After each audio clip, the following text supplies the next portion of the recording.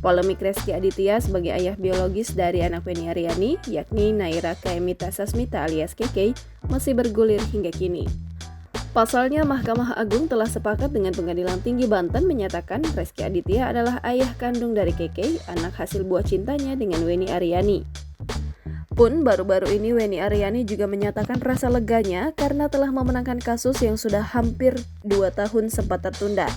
Sontak kemenangan Wenny Aryani atas Rezky Aditya pun langsung membuat publik heboh dan memikirkan perasaan hingga respon dari Citra Kirana istrinya.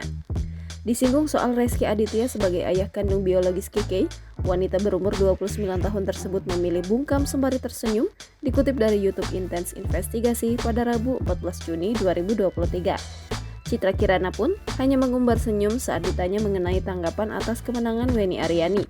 Bahkan senyum dari Citra Kirana pun tak luntur, ia justru memamerkannya dengan sumringah.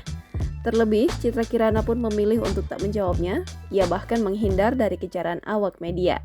Citra Kirana pun berjalan cepat dengan senyum sumringahnya meninggalkan awak media dengan ditemani oleh sang kakak di sebelahnya. Setelah itu, Citra Kirana memilih untuk masuk ke dalam lift sampai artikel ini diturunkan belum ada konfirmasi apapun dari Rezky Aditya maupun Citra Kirana. Jangan lupa subscribe, share, komen, dan like ya!